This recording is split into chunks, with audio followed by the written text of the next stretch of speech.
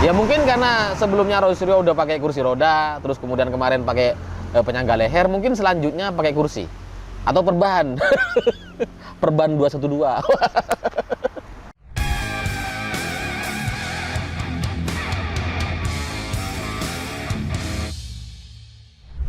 Selamat pagi semuanya. Karena ini hari Jumat, jadi kita bahas yang ringan-ringan sajalah. Kita bahas yang ambiar-ambiar krompiang. Ya kalau pembukaannya udah kayak gitu, kalian pasti ngerti saya akan bahas apa. Kita akan bahas PAN Roy Suryo. Ya karena semalam sebelum tidur saya baca berita gitu bahwa Roy Suryo ini keluar dari kantor kepolisian di Polda Metro Jaya sana setelah diperiksa selama 10 jam. Dia keluar menggunakan penyangga leher warna biru. Dan itu senada dengan bajunya yang juga warna biru. Ya mungkin dia baru ngambil dari Hambalang itu ya. Serba biru gitu ya. Ya tapi karena mungkin diperiksanya cuma 10 jam gitu ya, nggak nyampe 11 jam seperti sebelumnya, maka dia keluarnya pakai penyangga leher. Kalau ditambah 1 jam lagi mungkin dia bisa keluar pakai kursi roda lagi. Nggak bisa jalan lagi gitu ya. Ya tapi pada intinya Roy Suryo dan pengacaranya gitu ya ingin memberikan pesan kepada kita semua bahwa Roy Suryo ini masih sakit. Padahal katanya kemarin ketika dipanggil oleh kepolisian oleh Polda Metro Jaya itu dalam kondisi sehat gitu. Lah kok keluar-keluar sakit lagi.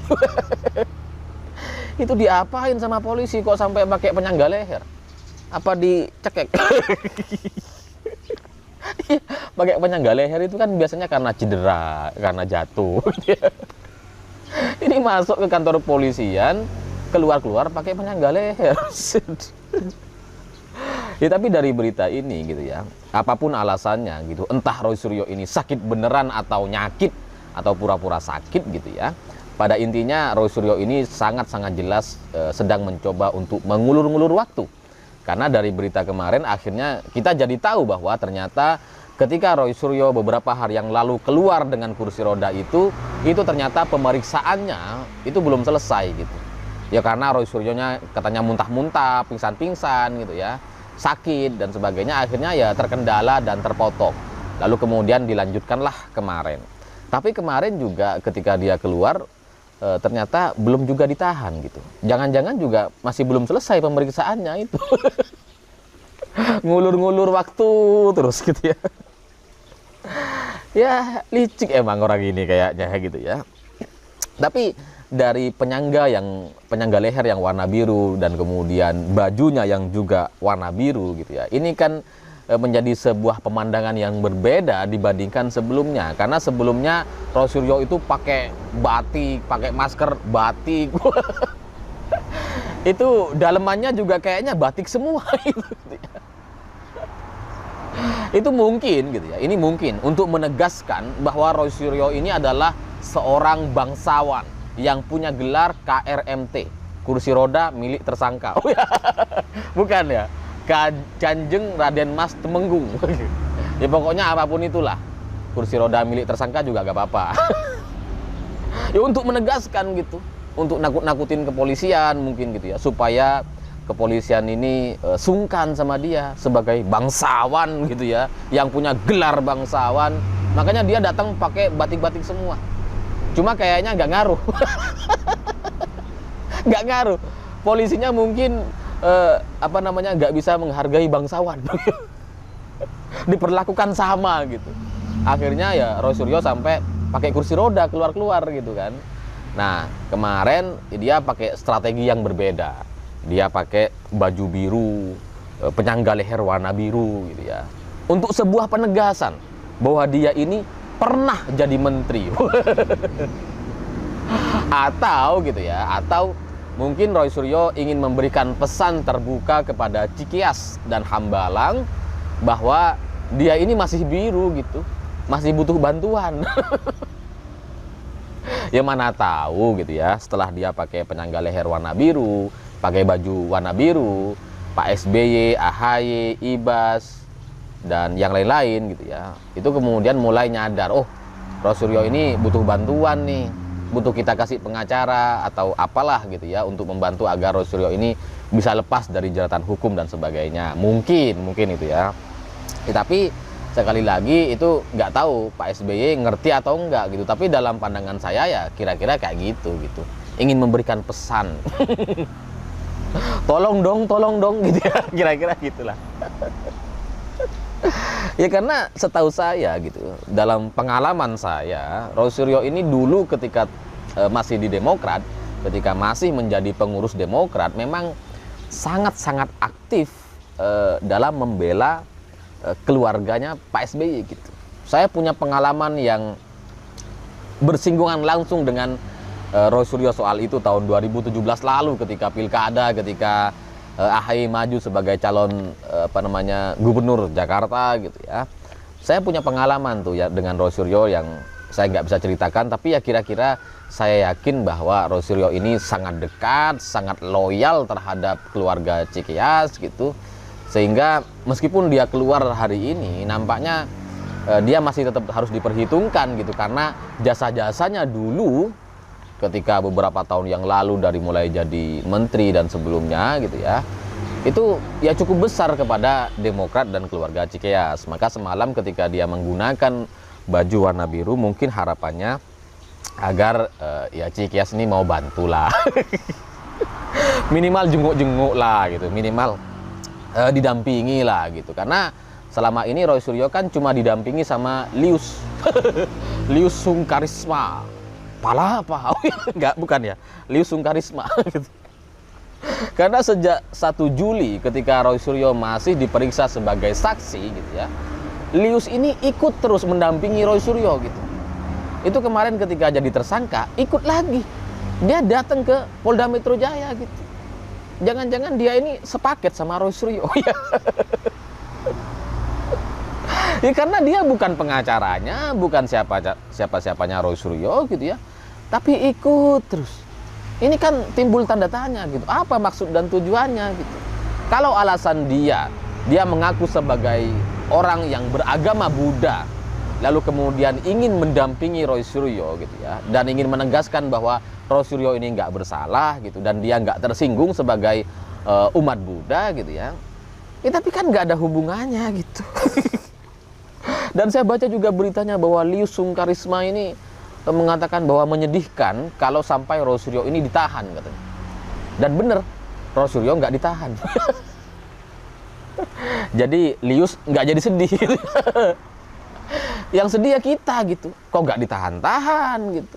Padahal biasanya untuk kasus penistaan agama di mana-mana, di seluruh dunia.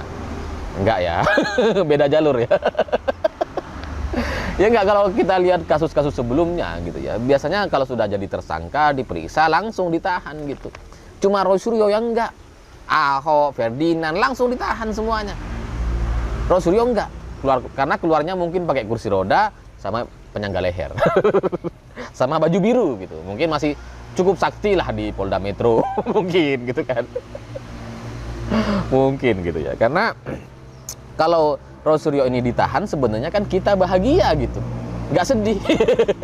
Yang sedih cuma Lius gitu. Tapi kalau Lius sedih, ya sudah, dia temannya aja lah masuk penjara sekalian gitu, bareng-bareng dengan Roy Suryo gitu. Karena tanggung udah. Dia diperiksa sebagai tersangka, Roy Suryo-nya ini Lius ikut gitu, jadi saksi juga ikut gitu, berkali-kali ikut. Sejak bulan lalu ikut terus si Lius ini gitu. Ya kalau gitu ya nanti kalau misalkan Roy Suryo ditahan, ikut aja sekalian. Ya biar cukup bersih lah negeri ini gitu ya, biar bersih dari komentar-komentar yang lucu-lucu.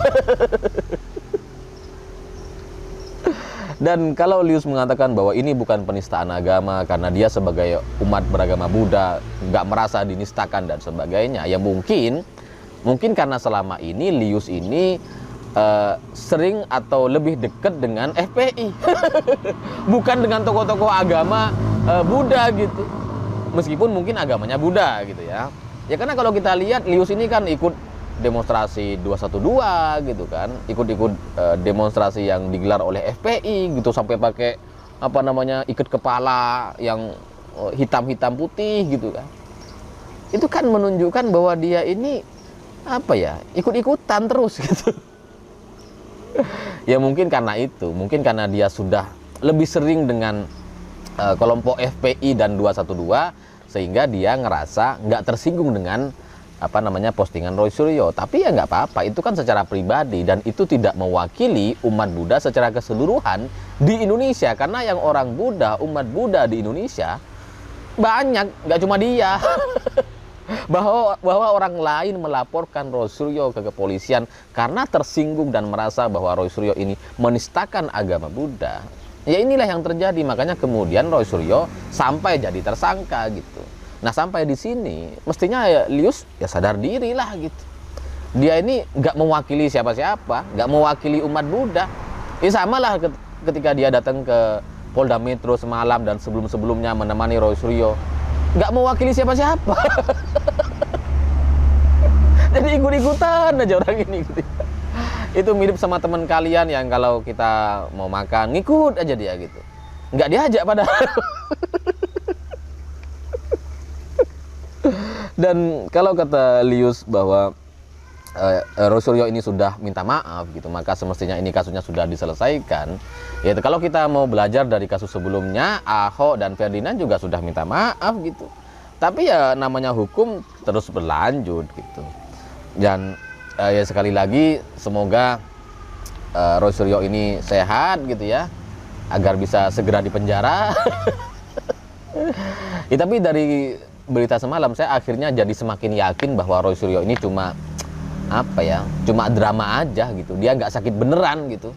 Saya jadi nggak percaya dengan pernyataan istrinya, pengacaranya yang katanya muntah-muntah, pingsan, yang kemudian nggak tidur 3 hari 3 malam katanya. Saya jadi nggak percaya sama sekali dengan pernyataan-pernyataan itu gitu. Karena kalau ngelihat semalam dia pakai penyangga leher dan nggak mau menyapa wartawan gitu ya, dan kayak nggak bisa bicara gitu kan. Itu kan memang alasan-alasan dia aja gitu. Cara dan trik dia agar tidak segera ditahan oleh kepolisian. Jadi bagi anggota kepolisian, tapi pasti juga ngerti lah gitu ya. Saya nggak usah kasih tahu anggota kepolisian lah, mereka lebih paham pasti soal-soal ini gitu. Dan harapan saya gara-gara ada upaya untuk mengulur-ngulur waktu seperti ini, ya mungkin setelah ini kepolisian kita atau jaksanya gitu ya, diperberatlah hukumannya. Ya kan hanya nyebelin orang ini, ngulur-ngulur waktu gitu kan. Ya ngulur waktu harus dijawab dengan perberat. Dan buat Lius gitu ya, saya terus terang baru tahu kalau Anda ini beragama Buddha gitu ya. Saya pikir bukan. Ya, tapi kalau dia bilang bahwa umat agama Buddha itu pemaaf dan sebagainya, ya umat Islam juga sama. Semua agama pemaaf gitu ya. Semua umatnya itu ya pemaaf gitu. Nah, cuma ketika ada orang melakukan penistaan agama, ya sudah diproses hukum aja gitu. Nggak usah kemudian diklaim bahwa Roy Suryo ini nggak salah dan sebagainya. Karena pada akhirnya tetap aja Roy Suryo ini akan dipenjara. Sudahlah, percaya sama saya. Jangan ya. Kalau percaya sama saya, nambah rukun iman kalian. Dan buat Cikias dan Hambalang gitu, ya nggak tahu lah apakah kalian mengerti dengan kode-kode yang disampaikan oleh Roy Suryo. Tapi menurut saya ya kayak gitu. Kayaknya Roy Suryo ini butuh bantuan. Dan sebagai orang yang pernah memberikan banyak hal, energi, pikirannya untuk Demokrat, Cikias dan keluarganya gitu ya, ya layak sudah untuk dibela atau diberikan bantuan apalah gitu. Panci-panci nggak apa-apa deh. Atau mungkin tongkat apa namanya, tongkat besi gitu kan. Ya mungkin karena sebelumnya Roy Suryo udah pakai kursi roda, terus kemudian kemarin pakai penyangga leher, mungkin selanjutnya pakai kursi atau perban. Perban 212. Atau apalah aksesoris yang bisa digunakan oleh Roy Suryo nanti ketika tampil lagi atau ketika dipanggil lagi oleh kepolisian atau bersaksi di pengadilan. Saya pikir itu. Terima kasih sudah menonton. Jangan lupa subscribe, like, dan komen. Begitulah kura-kura.